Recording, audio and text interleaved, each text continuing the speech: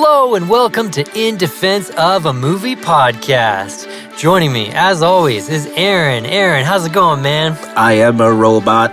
I am AI, Aaron. Sorry. I'm doing good. How you doing? So good. I am excited to announce formally that we are back. We are back. And what better way to come back than to do 2024's Madam Web. It's because I don't have an So from the producing and writing team behind such wonderful movies as Gods of Egypt and The Last Witch Hunter comes director S.J. Clarkson's full-length feature film debut. Yeah. First off, Aaron, before we dive in, we just want to say hello. We're really happy to be back, and I'm sorry that we fell off the face of the earth, but we're super happy to be back, and we'll be releasing a sort of a jury duty episode right after this to sort of talk more about our return. Yeah, and thank you to all those who waited patiently for us to make our return. This is for you guys. Yeah. So Madam Web is sitting on Rotten Tomatoes at 11%, and the audience rating is actually 57%. So not only is this the most recent film that we've ever talked about in terms of our timeline, but it actually has a neat disconnect where the audience score is up above 50%. I don't think we've had that yet in any of our episodes. Yeah, I think we might be teetering on the, does this pass, does it not pass? But you know what? There was just so much about this movie that I think everyone just knows it's like a terrible movie. So it seemed perfect. Yeah, and we got to shake off the cobwebs because... Oh, pun intended. Oh my God. Because it's not like we've been podcasting for the last 4 years. Actually, no, we haven't been. Unless you've checked out Aaron's side project of cat husbandry. Shh. Don't let him know. Aaron's solo side podcast project about raising cats to peace. It's just an AMSR podcast of me licking the cats and then them licking me after.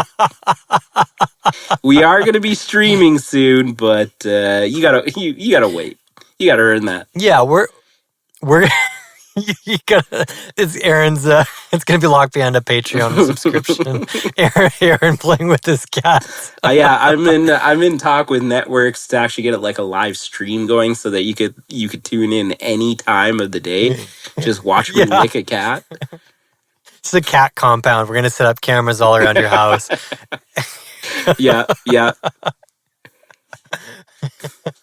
And then you can do interviews there. Yeah, okay. So Okay. So, let's reel it in. Enough of my personal life. So enough about cats. Let's go. Madam Web. Aaron, did you see this in theaters? I'm really curious. I'm actually sad. I did not see it in the theaters. I did want to see it.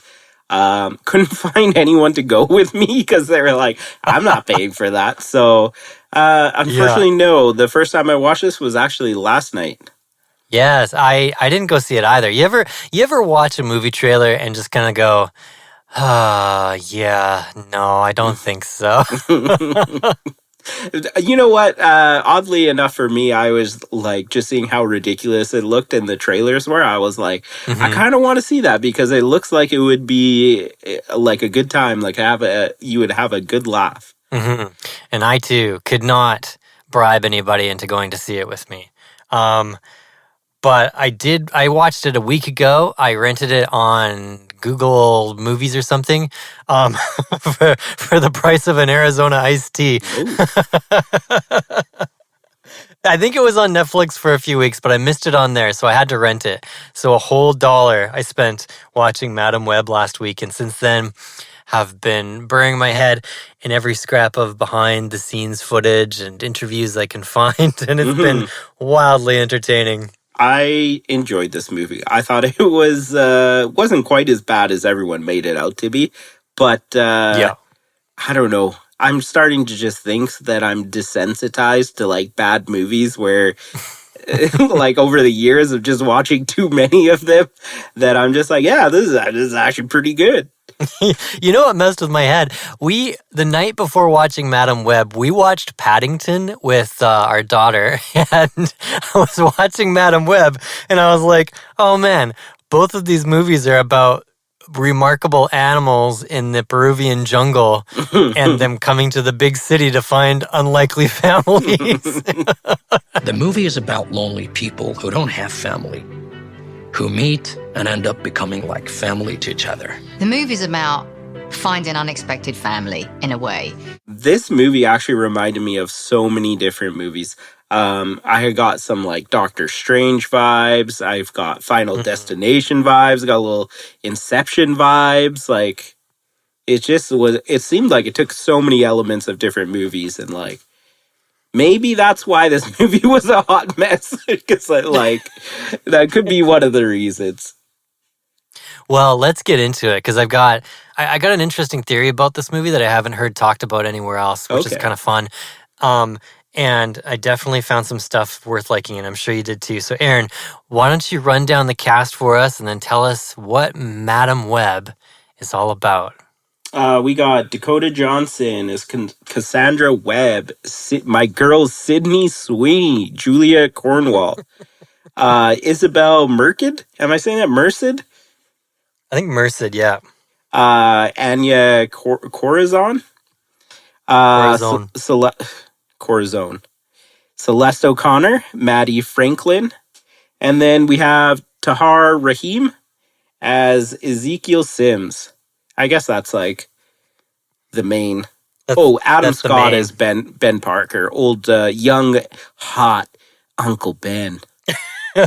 And Emma Roberts as Mary Parker. Yeah, so what? It was a movie. It was one of the movies of this year. Yeah. So, Aaron, what is this movie about? I want to hear it. I want to hear you describe what this movie's about. Oh man, preeminent like a spider. Okay, basically it's like Charlotte's Web, except there's no pig, and the movie is about Charlotte, and Dakota Johnson is Charlotte, and she's spinning this web protecting other people, right? Like in Charlotte's Web, she makes the sign that's about the pig and saves the big pig from being slaughtered. And in this movie, she uses the web to protect her little kids, her little family. So, let me get this straight. It reminded me of Paddington, and it reminded you of Charlotte's Web. That's what I'm saying. This movie has layers, okay? Well, I was gonna say it's a story about moms brought to you by Pepsi. Yeah. Oh no, I guess I should say this this movie is an interweb of other movies. There's a pun in there somewhere. A tangled web of plot ideas and Yeah, there we go. conveniences. So this is Sony's attempt at their version of the Spider-Verse. So we've seen a lot of other movies, like obviously the Venom movie, Morbius. I think takes place in this realm because of whatever. Like obviously, it's not Spider-Man. It's Spider characters that have been in the Spider-Man comics, like whether they be villains or like side characters or whatever. So this particular story is about Madam Wim, who does appear in the comic books, but from my understanding, she does not have her own standalone comic. And yeah, it's just basically her journey. So the way that it starts is her mom in the jungle, just looking for spiders. And Ezekiel, the antagonist of the story, is there as a bodyguard and just starts like, she finds the spider that she was looking for. And then Ezekiel starts murdering everybody. Yeah. And he tries to murder her. But thankfully, the spider people, the Amazonian spider people, come from the trees and take her back to their birthing pool. and help her give birth, while they also have spiders bite her in order to try to save her life. But they ended up saving the baby's life, and the baby, obviously being Dakota Johnson, ends up getting spider powers, I guess. Yeah. But her power is to see like a little bit into the future, I guess. I don't know. Yeah. They don't do a good job of explaining her powers in this movie. They're just like, you can see into the future and use the web, and you're like, what does that mean? Yeah. Yeah, they don't really spend too much time on it. She even says herself, like, that's not how it works at one point in time, where we're like, as the audience, kind of like, well, how does it work? Because it kind of just seems like whenever the plot needs you to see, 3 minutes into the future, that you do. In her case, and in many cases, they have different clairvoyant abilities. And in her case, being a weaver means that she can weave together the strands of time. So she can see different timelines of the future, and she can see how they interweave or don't interweave depending on how events occur. So it's a very powerful ability to see into the future and potentially affect the future. When you take on the responsibility, great power will come.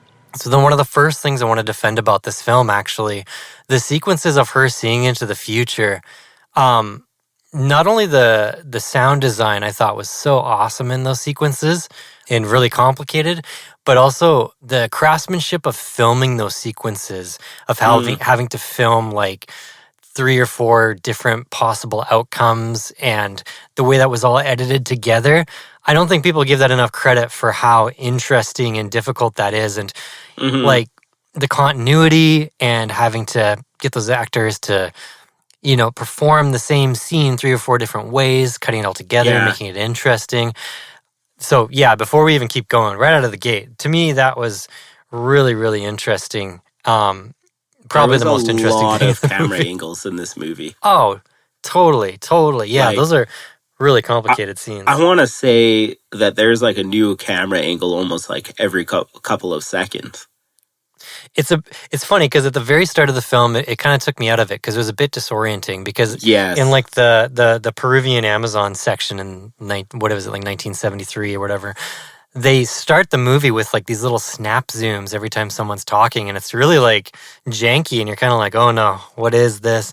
But then the camera kind of calms down, and then they save the interesting camera work for a lot of those like possible future scenes. It's really neat. So I thought they did a really good job of those future scenes, because so many, like, I want to say it took me 2/3 of the movie to start to notice when like she was actually seeing into the future, and it wasn't just like what was currently happening. Like they did a really good job of like not giving any signs away of like, eventually you just kind of like, you're meta watching it and then you pick up on it. But I was like, oh shit, it got me again. Like, I like the little hair flip that she does every time she snaps back to the present. It's like she gets hit with a little puff of air. She's like, wow.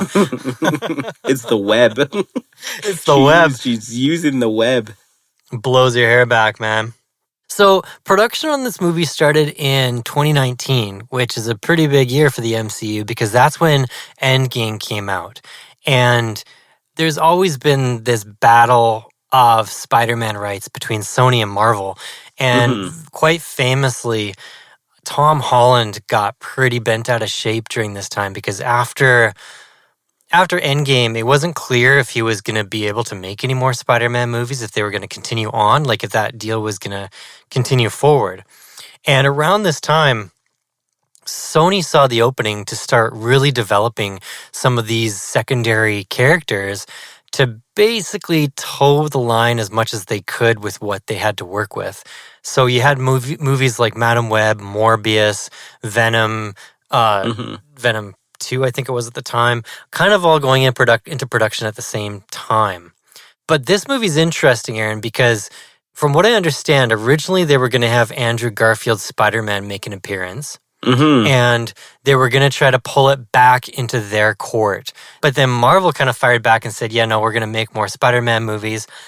And so from what I understand, this movie got fundamentally changed and mostly reshot. Yeah. They removed all of the blatant Spider-Man references, and then Marvel went and made Spider-Man No Way Home, and lo and behold, Andrew Garfield's Spider-Man shows up in that.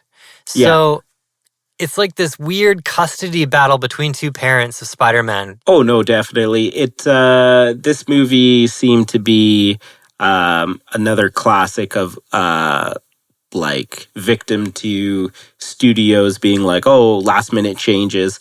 A few of the interviews with Dakota Johnson, she was just saying like towards the end of the movie, she didn't even understand what was happening because it was just like so confusing, and there was so many reshoots that like it was hard for her to tell, right? So unfortunately, unfortunately there was a lot of that going on.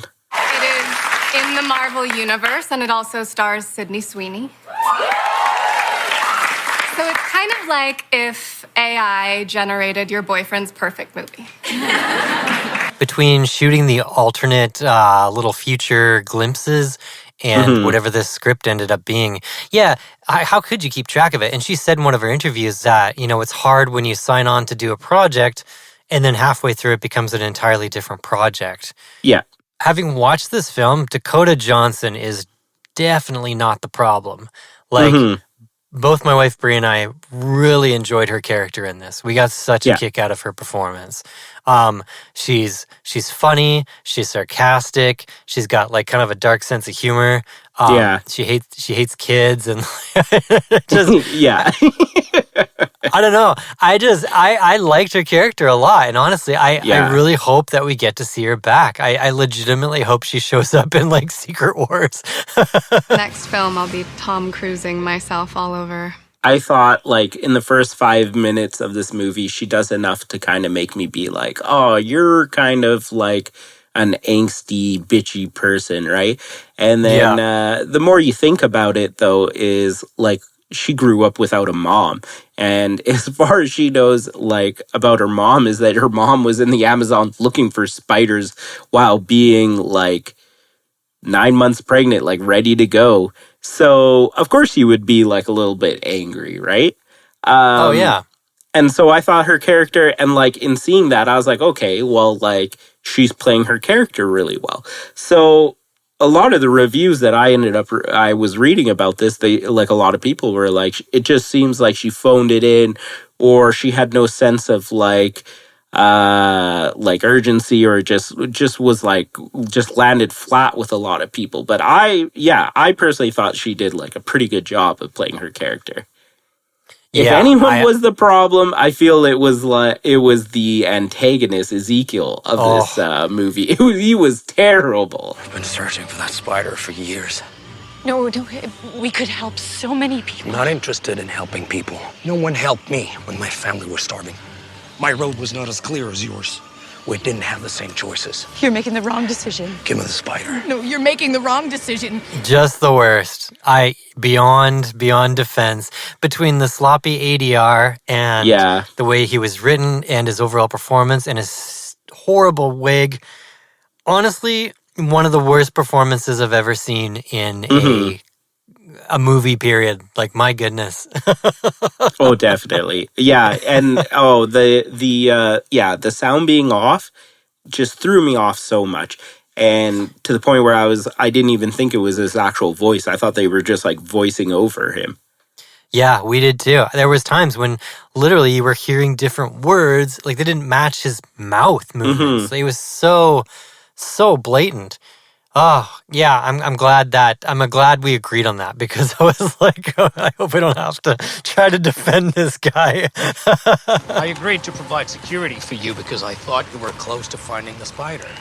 Yeah, he was definitely like, I just feel like you couldn't find anyone better or like a little bit more menacing. Now, Dan, do you know much about these characters that are in this movie? Like, are you familiar enough with the Spider-Verse? No, I'm really not. Like, I was aware of them sort of in passing. Like, I knew Madam Web was blind and that she was old and that she, could see the future. That's about the extent of my knowledge. I was aware of like Spider-Girl and aware of some of these other characters, but I've never read any of their stories and haven't really experienced any other media that they're in. So I went into it with a pretty open mind. Like I didn't have expectations in that regard. How about you? Yeah, no, same here. Like about almost exactly the same as you. Obviously, Madame Web, I've heard of and like seen, but I think that's kind of probably one of the issues with this movie is that they kind of just took these characters that are very much side characters in Spider-Man and tried to make like a full feature film about them. So, in my opinion, it was a little tough. Like, I feel like even the villains that they've made movies about, like, because there's supposed to be a Kraven the Hunter movie coming out. And, Right, yeah. and I forgot about that. And I think, like, Kraven the Hunter is also, like, in the Spider-Verse universe is probably, like, bigger than Madame Web and probably Morbius as well. So I just feel like they kind of... Their first mistake was obviously making it about characters that like nobody really cares about. But you know, they did have some good actors in here. Like obviously Sydney Sweeney, Dakota Johnson. Like I don't know. Would you call them A-list actors? I think they're like the new A-list. Yeah, I would say so at this point. Like if they're not A-list, they're like a notch below. Like they're very close. Yeah, Isabella Merced is in the new Alien movie. Oh, okay. I didn't know that. Yeah. But yeah, so like the star power was there. But it was just, for me, I think what it was is the continuity errors.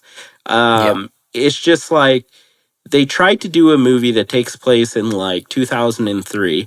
And then you're watching the movie and there's just consistently like things going on everywhere that either don't line up with that time period or it's just like sloppy editing and like cutting together. Like watching the movie, there was a few times where it's whenever the paramedic gets like T-boned by the big semi-truck. And it zooms out, and it's like this semi-truck was speeding towards like a dock, like it was going to go into a river. And not only that, but dialogue as well. The dialogue was like, at times I laughed out loud because the dialogue was just so ridiculous. That spider can give superhuman strength and power like Las Arañas. Las Arañas? The mythical spider people who run across the treetops and punish evil men with their black poison touch. I like to base my research in science, not legends, Mr. Sims. Those powers are wasted here. Are you all immediate family? Yes. They're all mine. It was really ridiculous dialogue. And there's I was going to mention something, but I'm going to save it as my WTF moment because my original WTF moment was going to be that truck speeding into the into the river. But I actually have another one that I thought was pretty funny. But it's true. There's a lot of stuff about this movie that just doesn't work. But most of it I attribute to reshoots and studio interference. Yeah. I really want to defend the director, S.J. Clarkson. Okay. Now, first off, this is her feature film directorial debut. And for that reason alone, I want to defend this movie. But also, like, she's directed episodes of House, Dexter, Orange is the New Black, Jessica Jones, The Defenders, and an episode of Succession. She's no stranger to, like, making good TV, that people like. So to be handed the reins to this big tentpole Sony movie, when Sony, at the time, I'm sure they were pitching this, as like the start of a new cinematic universe. We're going to have all these spin-off films of all these Spider-Women and, it was all going to come together in like a Sinister Six maybe kind of thing. Like, who knows? Like, I am sure when Sony gave this gig to her, it was just, the picture that was painted for her about this project was probably so rosy and bombastic. And, whenever in all the behind the scenes, like making of featurette stuff, it seemed like everybody had nothing but good things to say about her. Yeah, SJ's great. She is 100% absorbed in this world. and has such a deep love for all of these characters and approaches all of it emotionally first. Everyone was like laughing on set. There were a lot of funny outtakes. Are you crying or are you laughing? It seemed like a really relaxed environment. Like, it seems like she kind of shot it more like a TV show instead of an actual movie. So it doesn't have that cinematic quality to it that you would expect from like a Spider-Man film or something, right? So they took somebody that didn't have a pedigree for the kind of film that they wanted it to be. Yeah. And then they got some producers behind it that are notorious for making kind of schlocky films, one that we even did on this podcast, and they gutted her vision in her film to what it ended up being on screen. So, yeah, I just want to defend S.J. Clarkson in that regard. I also heard that when this movie was originally being pitched to Dakota Johnson, that it was pitched as part of the MCU of the Marvel Cinematic Universe.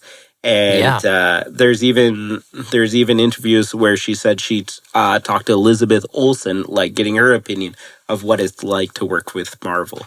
And not only that, but after the trailer dropped for Madam Web, she ended up firing her manager. And what a lot of people are speculating is that it was because they basically lied to her, got her to do this movie, and then it wasn't. And so, like, could you imagine if that happened to you where you're like, oh, yeah, you're going to be joining the MCU? Now, like, I'm sure for actors, like, joining the MCU is probably like a payday, right?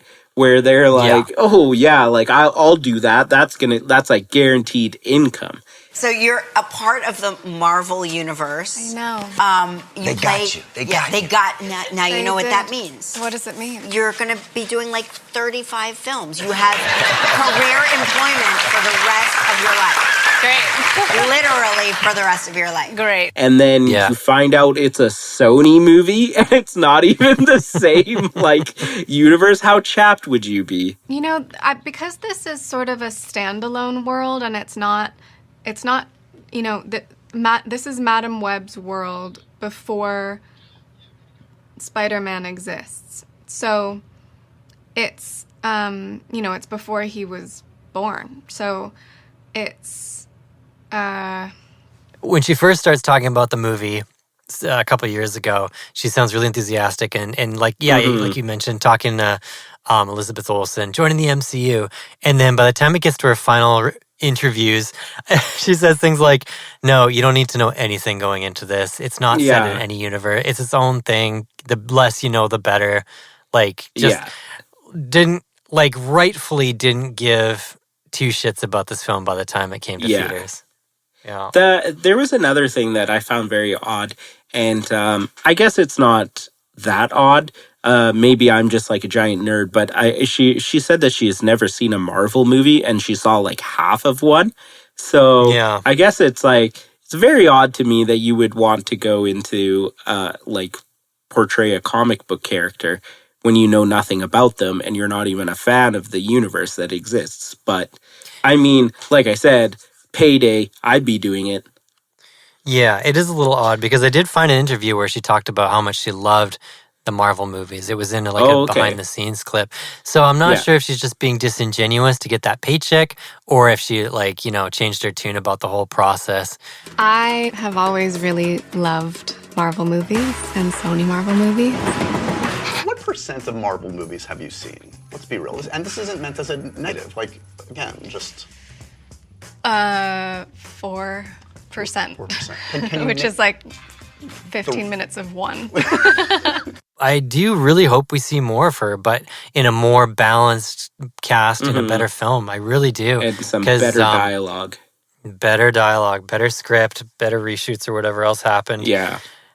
The other thing about this movie that bugs me is with a character like Madam Web, when you know that her comic book counterpart is blind, you spend like the whole movie wondering when and how she's gonna go blind. Oh yeah, that's so annoying for me when in comic book adaptations when you're like, oh, this has to happen to this character eventually. So how are they gonna do it? And you spend the whole movie kind of distracted by that thought, Every time she's in danger, you're like, is this where she goes blind? Is this where she It's goes like blind? that, what was that? The Captain Marvel movie with Nick Fury and how he loses one eye. Exactly like And it that, just yeah. became like a trope of the movie. Yeah, and they start playing with it, making you think it's happening. Oh, no, Yeah. not yet. Not yet. Yeah. So annoying. To be So honest, I annoying. completely forgot that she was blind and like crippled. Yeah, I forgot she was crippled, and then I was Yeah. kind of confused by the ending of how exactly that happened to her. But Yeah, you know. okay, I'm glad you said that because I also was like, it didn't seem that bad to me, but A what do I know? firework hit her in the face underwater, but Yeah. in the continuity of it, it didn't look like she was injured right away, but then she was. And then when she gets her powers, she's just kind of being like a smart aleck about it, like Yeah. smart ass about it. Yeah. I will say that last scene that happened when they're fighting him in the fireworks building was actually kind of sweet. I don't want to say it was like good because it definitely had a certain level of cheese to it, but I just thought it was like original. You know, how are you gonna fight someone with like spider senses or more strength or whatever, right? And or like someone who has like superhuman strength, right? They're just a bunch of regular women and fighting someone with superhuman strength, and all she has is their powers to see into the future. But she uses it so smart and effectively, like guessing where she should run or where she should bait the or what is it, Ezekiel character, and like eventually ends up defeating him that way, which I thought was pretty cool. Well, it felt kind of like a CW show at the end, but yeah, like if you want to save money and do something simple, you have your main action sequence in a warehouse, an empty warehouse where it's easy to film in. You don't have to get as many permits. You just roll in and do your thing. Yeah. It's not in the streets of New York or something. It's, it's not like a blue beam coming down from the sky. It's literally a warehouse full of fireworks. And like it felt like a CW show. It felt like a TV show, but it was also made and directed by somebody who comes from the TV world. Yeah, so that's a good like point. she understands how to keep production costs down. Like it was an $80 million superhero movie. Like that just doesn't really happen anymore. Yeah. Especially for this many characters, too. But the thing that was interesting, like, Ezekiel Sims thinks that, he's trying to kill these 3 girls because he has this recurring dream about them killing him in the future, dressed as their spider counterparts. So there's all these behind-the-scenes clips of, like, Sydney Sweeney and Isabella Merced and Celeste O'Connor training for these scenes and going through, like, weeks of training and how to hang in a harness, all these martial arts skills, weeks and weeks of training for what amounts to about 10 seconds of screen time. Yeah. That's nuts. So nuts. We had them all come in and train together with their stunt doubles multiple times a week for hours. We had about 2 months of training. It was like in our bones by the time we shot it. We really just had to train on how to move like spiders, and we had to train on these harnesses. This is so awkward. And getting our flips down and our kicks down. We did a lot of wire work. We did a lot of stuff in harnesses where we were having to flip around up in the air or jump long distances. Who are you? I don't know how you justify that as a film studio. Sydney Sweeney spending 2 weeks hanging upside down from a ceiling, and then it's like a 3-second shot, and you're like, yeah, I don't get it, man. That was a little bit disappointing, right? Yeah, and the thing that confuses me too is that this vision that Ezekiel Sims has, it's kind of like a prophetic vision. But by Madam Web interacting with them, it's almost creates this causality loop where you're not sure if Madam Web is the cause of them becoming their spider counterparts. Because you would think that his vision, if it was really a vision about these girls killing him, that his future vision would be about him dying in a fireworks factory. But that's not the case. His vision is about them storming his penthouse and throwing him out the window. Yeah, well, Madam Web actually used the web to change the outcome of time. Yeah, I don't actually know. So she sees like possible futures or something. Yeah. No, I mean, and if there's one thing about this movie, it has quite a few plot holes. Like, Oh, it's hard because I want to make sense of it so bad, but I Yeah. feel like I can't. No, definitely. Like I said, I don't think that Dakota Johnson was a problem in this movie. Like, she No. played her character. She did what she needed to do. And even the three younger girls in the movie, they were your classic three younger girls in a movie, right? And they played that to a T. And, you know, there was like a few wholesome moments of them because I guess they all come from like troubled pasts, right? Where they have no parents. Their parents have, or for some reason, have abandoned them. So they kind of like all find each other and have this like little family, which warmed my heart. You know, I'm a sucker for family. It's about family. Yeah, exactly. But yeah, no, it was just like I said, for me, the continuity errors, you're making you said $80 million movie. Like, how do you let this stuff go by, right? Like, you don't watch this movie before it goes into theaters. Just boggles my mind. It's pretty baffling when you see it, when like the totality of it, everything that happened to bring it to the point it's at. Mm-hmm. Like $80 million, man. That's what was Godzilla minus one? $15 million? Yeah. Insane. Absolutely insane. That movie was insane. What they did with that budget was insane. Mm-hmm. Spectacular. Some would even say award-winning. Well, I had a theory about this when we were talking about like the reshoots and what Marvel kind of. I don't want to give this universe of Sony too much credit and be like Marvel stole this grand plan they had, but I do. I did notice something that I haven't seen talked about at all, and I wanted to see if you agreed with this. So Ezekiel Sims in his penthouse, he has one of these magic spiders already, right? Yeah. He kind of keeps it in a little habitat, and it's like this horrible CGI spider that he plays around with a few times. Yeah.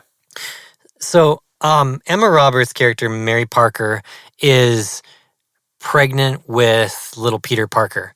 And allegedly, yes. We can't say his name, but allegedly that's Peter Parker in there.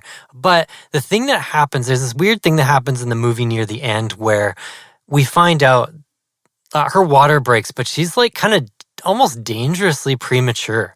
Yeah. And so they have to rush her to the hospital.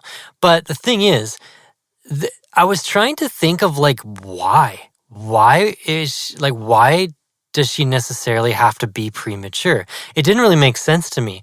But then I kind of put it together like I think that there's a version of this film where little Peter Parker was going to like be at risk of dying during pregnancy.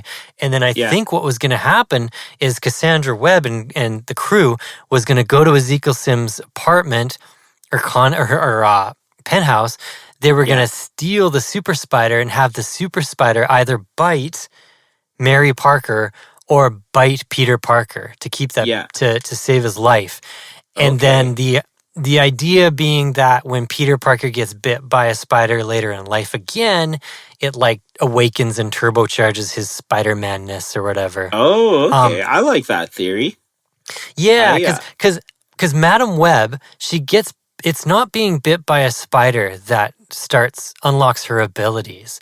It's actually a near-death experience that unlocks her abilities. When Cassie has the accident where the car falls off the bridge and into the water, it basically causes her clairvoyance and her powers to kick in. So presumably you could say when Peter Parker got bit by a spider, that spider that he gets bit by as a teenager, technically that might not have even been anything special. It might actually have been a poisonous spider that almost killed him, but unlocked his Spider-Man abilities because of this bite he would have gotten in this movie. I'm sad to tell you that the baby's doing really well. And he's loving being an uncle. Yeah, all the fun and none of the responsibility. That's what he thinks. Dan, I just think you created some original like Spider-Man fan fiction right now. Dude, I couldn't get off this thought. I thought, oh man, I bet, like, why else would she have been dangerously premature? Like, there's no reason for it thematically. Well, like, how unless many you want to movies say have you like to progress the the plot of the movie, but I know. But how many movies have you seen where someone's water breaks and they have to rush to the hospital? It's like, it's just a thing. It all happens all the time. It's kind of baffling why the entire crew had to go with her to the ambulance, but yeah, I was wondering that too. I was like, so there's this person chasing you, but you three have to go to the hospital. And then I found myself being like a little bit frustrated because, the classic like horror movie trope where you're like, don't go in that room. And then they go in the room and they get murdered. And it's just like, it's that exact same thing. Like maybe just go crawl into a hole somewhere and hide. Like, don't go into public. I'm calling it double spider bite theory. Okay, I like it. Because honestly, man, because that's what saves Madam Web's life as a baby, but it doesn't give her powers. Not until she has an NDE does her power activate. And the same could be true for Peter Parker if this movie got its way. That's what I'm thinking. I'm thinking that's what they were gonna do, but then they had to remove all reference of Peter Parker from this movie for whatever reason. Because of the okay. Give me a theory of how the three girls get their powers, because that was one thing I was a little bummed about, because I do love an origin story, and they were in the movie, but we didn't get to see, like, we got that little future clip that Ezekiel had, the dream that he had of them with their powers, but we never got to see them get their powers. Yeah, and honestly, I have no idea, because if this double spider bite theory is true, then it could have very well been that they were breaking into his penthouse to steal that spider in that scene, and that's why they ended up killing him. Yeah. But it's also pretty unheroic to just throw a dude out a window. So I'm not quite sure what the motivation was there.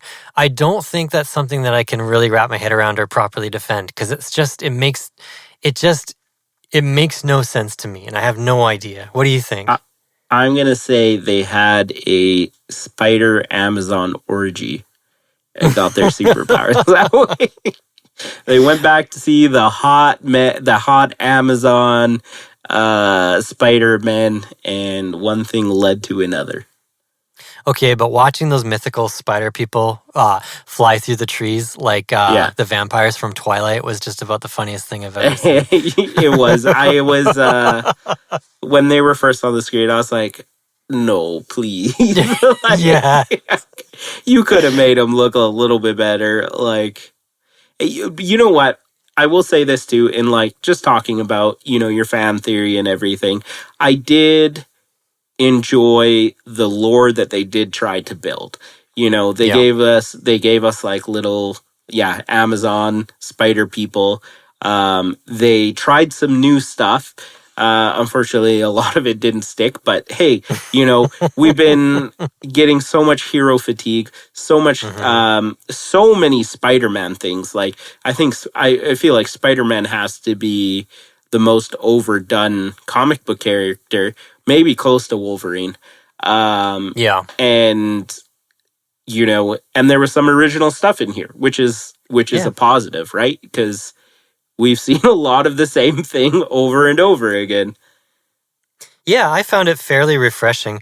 There was a point where I legitimately got nervous though, like, because watching a movie like this for the sake of this podcast, I'm sitting there with my notebook trying to like focus on the things I like and the things worth redeeming. And there was a few brick walls in this movie where I was like, oh man, how do I get past that? Like, how do I like when she hops a plane and goes to the Amazon or goes to the Peruvian jungle or whatever, the movie kind of lost me there just because of how much of a left-hand turn it felt like, where the movie felt like it was about her protecting these kids who, seemed like they should be younger than they were, by the way. Yeah. But like all of a sudden she's like, I'm actually going to leave you with Adam Scott and I'm going to go to Peru. Bye. And it's like, whoa, wait a sec. Like, these people are relying on you to save their lives, and you're just gonna like in a moment ditch them and go to Peru. And Ezekiel Sims isn't gonna track her passport or see her in the airport. You know, Yeah. like One it of the really like highest security levels ever, and he's got some like hacker lady looking at everything, and you're not going to get recognized in an airport. Although I did notice like a small little airplane when she lands, so maybe it was like, I don't know, in like an uncharted flight, or not a, I don't know. like one of those little like puddle jumper planes. Yeah, something like that. Yeah. It was hard to not get into like cinema sins mode. You know what I Yeah. mean?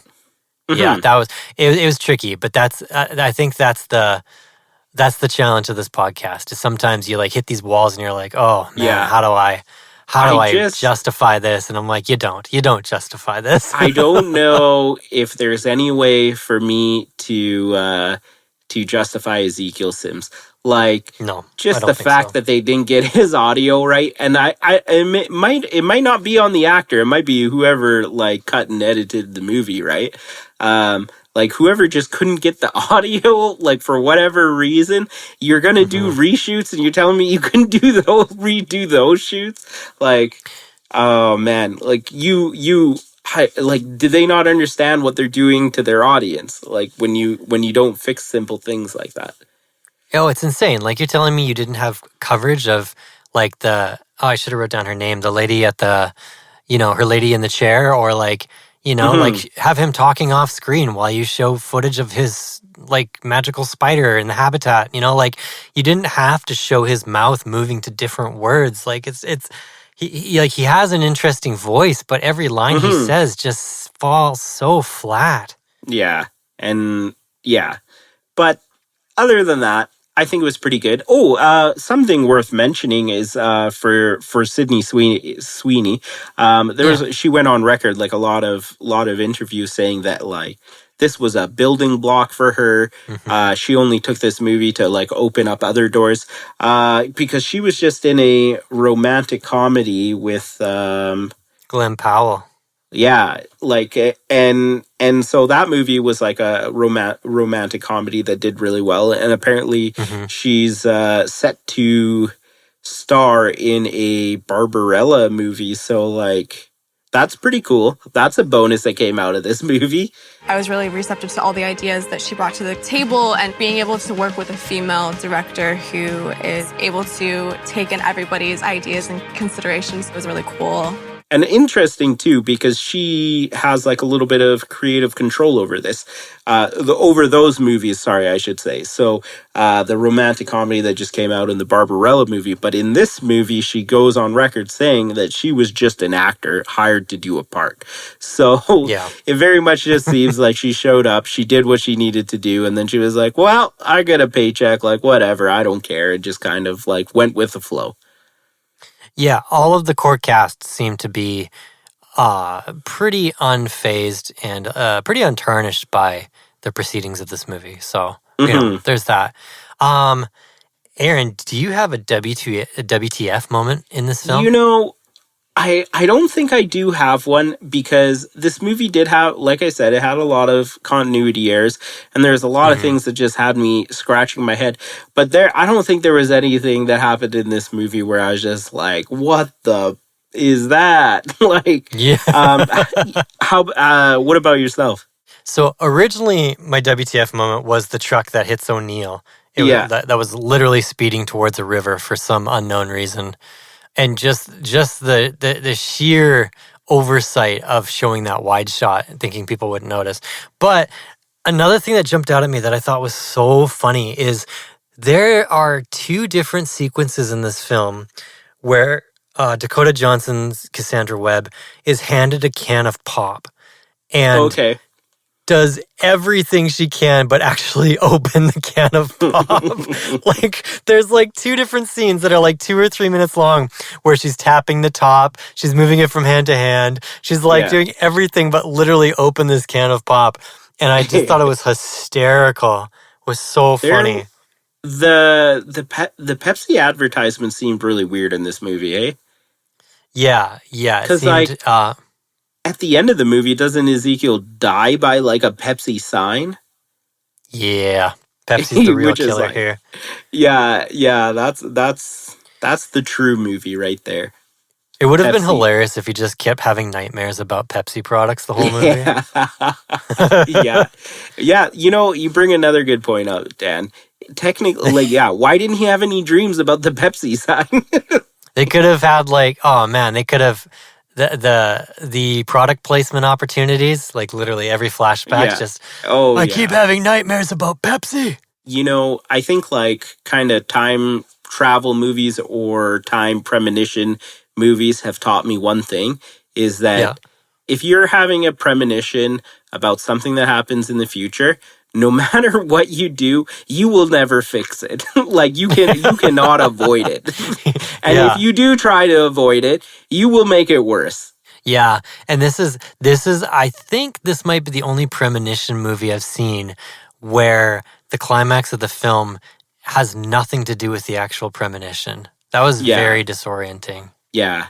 I just want to know more about her spider powers. It intrigued me when they were like, use the web, and I was like, what is that? Like, I need to know more. Yeah. Hopefully we get another one. Well, as unlikely as I think that is, I do hope so too. And it would make me very happy if this entire crew showed up in Secret Wars and was handled with respect. I would love to see a Sydney Sweeney like standalone movie. I don't see why there wouldn't be, because I mean, when this started production in 2019, she wasn't 2024 Sydney Sweeney. Yeah. And now that this movie's come out, like Sony has that card to play. And I imagine that they would, but I don't know how they would do it and when they would do it. Yeah. Well, Aaron, as we pull this train into the station, what would you say to recommend Madam Web to somebody? Oh, watch it for the plot. The plot being Dakota Johnson, Sydney Sweeney, Isabel Merced, and Celeste O'Connor. Hey, come on, Emma Roberts too. Come on. Okay. Well, she was. If you got a king for pregnant ladies, then hey, this movie is for you. Oh, you know what? We didn't in this entire movie. We did not talk about Adam Scott. By far the best character in this entire movie. Just like by far the best actor. Like everything. He just. Yeah. I don't know. Maybe I'm just always a professional. Yeah. No, Adam Scott's amazing. I love Adam Scott and everything I've seen him in, and he does his damnedest in this to keep the thing afloat. Yeah. I would like to know what his thoughts were. He seemed relatively quiet. He did. He really did, and I think he's probably, maybe a bit relieved by that. I don't think he was on any of the press tours I saw. There's very little behind-the-scenes footage about him. It's interesting. He's in like a pretty wildly successful show himself right now, so it's not like it's not like he's feeling the sting of Madam Web. Yeah, no, definitely not. But like, to be fair though, I think he's done his fair share of like bad movies. Like he enjoys it. Yeah, I think so. Like it might be like a niche thing that he kind of likes to do. So you never know. He might have actually enjoyed doing this movie.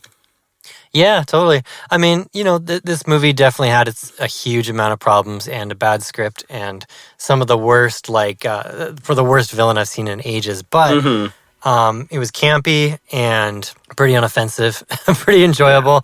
Yeah. Like you said, watch it for the plot. The female characters, a couple of them are paper thin, but I really enjoyed Dakota Johnson. I thought she was great. And I think she deserves another crack at it, but maybe she doesn't want that. I'd like to add Adam Scott to my list of hot people that make this movie better. Yeah, why not? Why not? All right, well, that's 2024's Madam Web, and you have a rating for this, Dan. Oh, a rating. I give this movie 5 cans of Diet Pepsi. Oh, I give this 6 spider orgies out of 7 fake ambulance crashes. Awesome. Well, we are back, and this is just the beginning. We're here to stay, and we're so excited, and we hope that you haven't forgotten about us. Yeah, and don't be afraid to go check out some of our older stuff if you're a new fan. You may be pleasantly surprised. Check out our socials. We're on Instagram, Twitter, Reddit, and we will catch you in the next episode of In Defense of, a Movie Podcast. Bye.